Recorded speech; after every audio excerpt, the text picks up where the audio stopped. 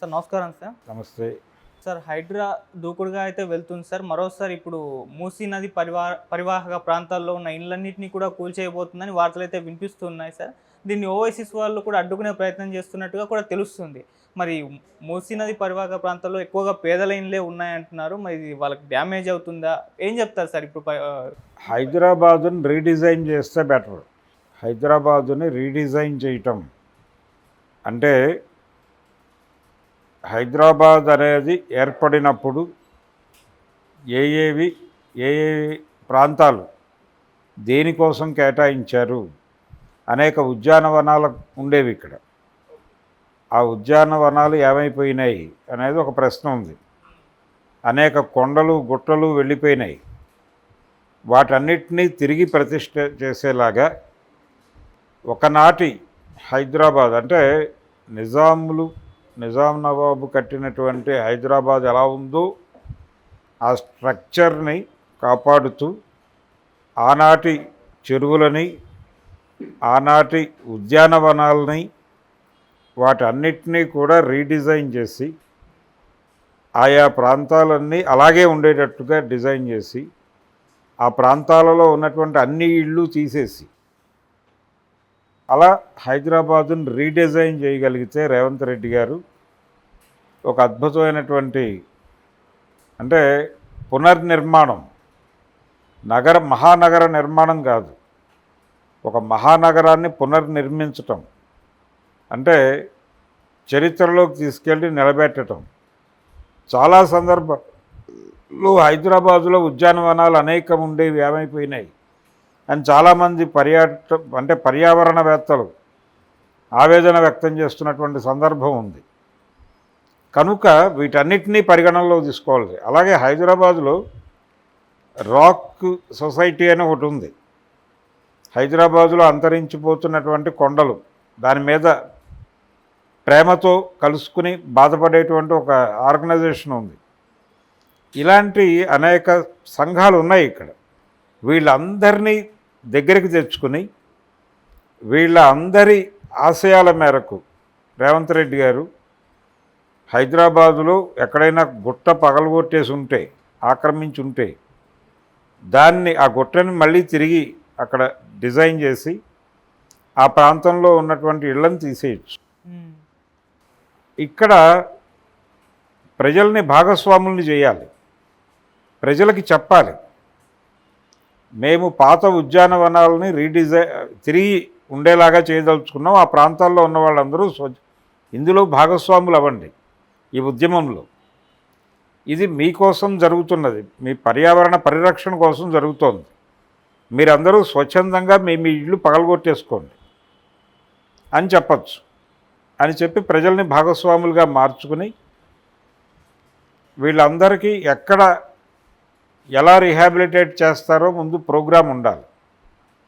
అంటే యుద్ధతంత్రం ఏం చెప్తుందంటే రిట్రీట్కి ఒక ప్లేస్ డిజైన్ చేసుకోకుండా యుద్ధంలోకి దిగద్దు అని చెప్తారు యుద్ధతంత్రం తెలిసిన వాళ్ళు.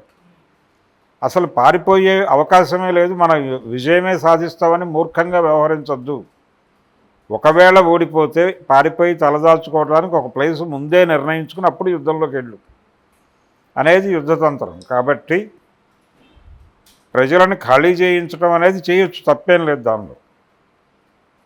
ఇళ్ళు పగలగొట్టేయండి, ఇళ్ళు పీకేయండి, కానీ ఆ పీకిన వాళ్ళని ఎక్కడ ఉంచాలి అనేది కూడా ప్రభుత్వ బాధ్యత. ఎందుకంటే రేవంత్ రెడ్డి గారు యుద్ధం చేసి రాజు కాలేదు తెలంగాణకి. ఆయన ఎన్నికల ద్వారా గెలిచాడు, ప్రజలు ఓట్లు వేస్తే గెలిచాడు. ప్రజలు అనేవాళ్ళు ఒకళ్ళు ఉన్నారు ఇక్కడ, కేవలం ఆయన మాత్రమే లేడు, ప్రజలు కూడా ఉన్నారు అనే విషయాన్ని గుర్తుంచుకోవాలి. ఆయన గుర్తుంచుకుని ఆ ప్రజలకు తగిన గౌరవం కూడా ఇవ్వాలి. వాళ్ళు పన్నులు కట్టారు, కరెంటు బిల్లులు కట్టారు, ఆ రసీదులు ఉన్నాయి వాళ్ళ దగ్గర. గతంలో పర్మిషన్లు పొందటానికి డబ్బులు కట్టారు, అవి వాళ్ళు తిన్నారు వీళ్ళు తిన్నారు, మేము తిన్నామా అంటే ఓకే, నో ప్రాబ్లం. ఆ ప్రభుత్వమే ఉంటే మంచిది కదా, మీరెందుకు వచ్చారు మధ్యలో? కాబట్టి చాలా ప్రశ్నలు తలెత్తుతాయి దీనిలో. ప్రజలని క్షమించి పెద్ద మనసుతో ఆయన ఏలినవారు కాబట్టి ప్రజలను క్షమించి వారికి ప్రత్యామ్నాయం చూపించి అప్పుడు మీరు ఏ ఇల్లు కావాలంటే ఆ ఇల్లు కూల్చేసుకోండి, ఏం పర్వాలేదు, తప్పేం లేదు. ఏం చేస్తారు మీరు ప్రభుత్వ ఆస్తులు కాపాడి? అది కూడా అందరికీ తెలుసు. ప్రభుత్వ ఆస్తులన్నీ కాపాడి కార్పొరేట్లకి అప్పచెప్తారు వీళ్ళు. అది వారు చేయబోయే పని. ఆ పని చేయటం కోసం ఆయనకి ప్రాపర్టీస్ కావాలి, వాటిని ఎక్వైర్ చేసుకుంటున్నాడు. ఇది ప్రోగ్రాం. గతంలో ఈయన గురువుగారు అయినటువంటి చంద్రబాబు నాయుడు గారు హైదరాబాదులో ఎన్ని ప్రైవేట్ సెక్టార్ కంపెనీలను మూతేసి కార్పొరేట్లకి కన్యాదానం చేశాడో ఒక్కసారి చరిత్రలోకి వెళ్తే తెలుస్తుంది. ఏ కంపెనీలని ఎలా మూతేశారు, ఐడిపిఎల్లు ఏవైనాయి, ఇవన్నీ. కాబట్టి ప్రభుత్వ రంగంలో ఉన్నటువంటి అనేక కంపెనీలు మూతపడ్డాయి. హెచ్ఎంటీ ఇలాంటివి, ప్రాగా టూల్స్ ఇలాంటివి. వీటన్నిటినీ ఎవరెవరికి కట్టబెట్టారో చూస్తే అర్థమవుతుంది వీళ్ళ సేవ ఏమిటో, వీళ్ళ సేవా దృక్పథం ఏమిటో. పేదల్ని ఖాళీ చేయించి కార్పొరేట్లకు కట్టబెట్టడమే ఈ ప్రభుత్వాల కార్యక్రమం. అది డెఫినెట్గా జరుగుతుంది. అది ప్రజా ప్రయోజనం అనే పేరుతో జరుగుతుంది. ప్రజలకు ఉపాధి కల్పించడం కోసం ఒక కార్పొరేట్ కంపెనీ ఇక్కడ ఒక ఫ్యాక్టరీ పెట్టబోతోంది. దానికి ప్రభుత్వ సహకారం అందిస్తూ ఇంతమందికి ఉపాధి కల్పిస్తోంది. కాబట్టి మేము ప్రభుత్వం వైపు నుంచి వాళ్ళకి 500 ఎకరాలు కేటాయిస్తున్నాం. ఈ 500 ఎకరాల్లో ఆక్రమించుకుని ఉంటున్నటువంటి పేదలందరినీ గెంటేస్తాం ప్రజల కోసం. ఆ ప్రజలు ఎవరో బ్రహ్మ పదార్థం ఎవరికీ తెలియదు. వీళ్ళని గెంటేస్తారు ముందు ఇక్కడి నుంచి. వాళ్ళకపోతే తన్ని గెంటేస్తారు, పోలీసులతో తన్ని గెంటేస్తారు. ప్రజల కోసం వారికి స్థలం ఇస్తారు, వారి కంపెనీ పెడతారు. మరి ఉద్యోగాలు వస్తాయా చస్తాయా అనేది వేరే గొడవ. స్థలం వారి చేతిలో ఉంటుంది. ఇది జరగబోయే కార్యక్రమం. అందుకని రేవంత్ రెడ్డి గారు చాలా దూకుడుగా తనదైన పద్ధతిలో లిబరలైజ్డ్ ఎకానమీలో ఒక ముఖ్యమంత్రి ఎలా వ్యవహరించాలో అలాగే వ్యవహరిస్తున్నాడు.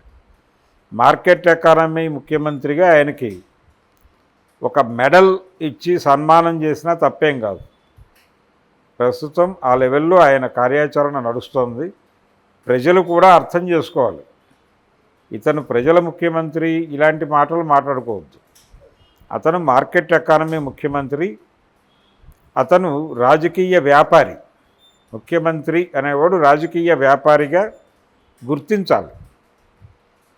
రాజకీయ నాయకులు కాదు, రాజకీయ వ్యాపారులు మాత్రమే. నాయకులు అనేది కాదు.